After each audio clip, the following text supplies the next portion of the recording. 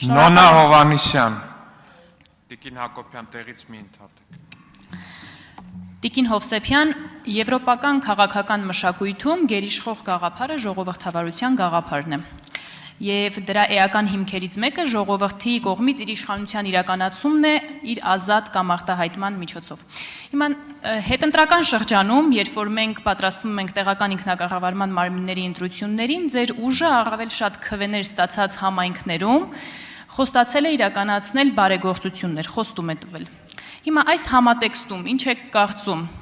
նման գործելավոճը կարող է ազդել ընտրողների ազատ կամքի ձևավորման վրա,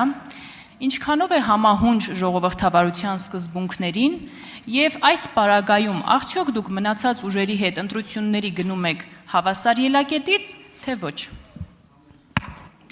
Շնորհակալություն հարցի համար։ Իրոք ժողովրդավարական ինստիտուտներ ունենալը Հայաստանում երկարևոր խնդիր է եւ այսօր մենք լրջախուղ խնդիրների ենք բախվում նաեւ դրանք չունենալով։ Խոսելով հետընտրական գործընթացների մասին եւ այն բարեգործության մասին, որոնք որ պարոն Անդրանիկ Գևորգյան, ողջույններս, խոսելով բարեգործության մասին, որը որ մենք իրականացնում ենք առաջնային հերթին այն շրջաններում, որտեղ որ մենք տարածաշրջաններում հաջողություններ ենք գրանցել, Տաշիր բարեգործականը ունի բարեգործության տասնամյակների պատմություն, տասնամյակների։ Այնքան բան է արվել, ես չի ուզենա դրա մասին խոսել, իսկապես ներողություն եմ խնդրում պարոն Կարապետյան, որ դրա մասին խոսում եմ, բայց իսկապես այնքան չի խոսվել, որ երբեմն հարց է առաջանում, ինչ է արել պարոն Սամվել Կարապետյանը, այն դեպքում, երբ ինքը համարվում է վերջին տասնամյակների ամենամեծ բարերարը։ Ես ներողություն եմ խնդրում, որ ստիպված եմ դա բարձրաձայնել։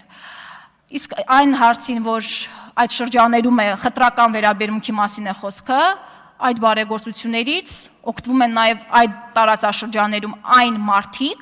ովքեր որ նաև մեզ չեն քվեարկել։ Այսինքն դա տարբերակում չկա, ավելին ասեմ, այդ բարեգործական շղթան շարունակական է լինելու այնքան, ինչքան որ մենք կարողանանք դա հասցնել եւ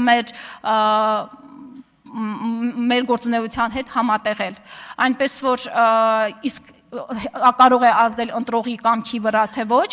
օրենքի սահմաններում ինչ որ թույլատրելի է,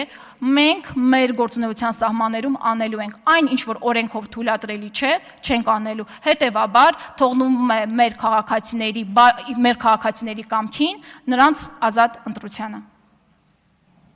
Արձագանք։ Տիկին Հովսեփյան, եթե օրինակ բիզնեսը իր սոցիալական պատասխանատվության համատեքստում բարեգործական ծրագիր իրականացնում է, դա ընկալելի է, բայց երբ որ քաղաքական ուժն է իրականացնում նմանատիպ ծրագիր, այնքան էլ ընկալելի չէ, որովհետև ենթադրվում է կամ կարող ենք կասկածել, որ դրա փոխարեն ակնկալում է քվե։ Հիմա խնդրում եմ պատասխանեք նաև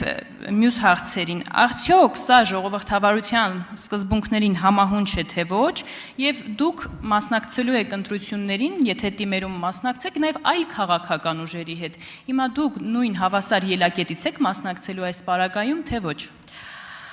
Եթե մենք դիտարկում ենք բարեգործությունը տարբեր մեր տարածաշրջաններում որպես քվե կորզելու մեթոդ, ինչ է, եթե ոչ քվե կորզելու մեթոդ, ընտրություններից ընդամենը մի քանի շաբաթ առաջ թոշակների բարձրացումը։ Ինչ է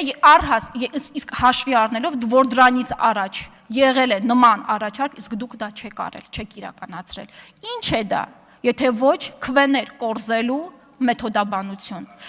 Այնպես որ, ինչպես նշեցի, օրենքով սահմանված բոլոր գործիքակազմերը մենք կիրառելու ենք մեր քաղաքացիների կյանքը բարեկեցիկ դարձնելու համար, ընտրություններին այո մասնակցելու ենք, դրան պատասխանները կտրվեն, ինձ թվում է, մեր այլ թիմակիցների կողմից։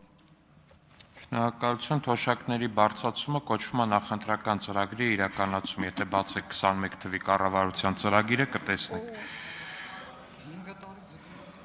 Հա, 5 տարում մի քանի անգամ բարձրացում եղավ, չեք նկատել։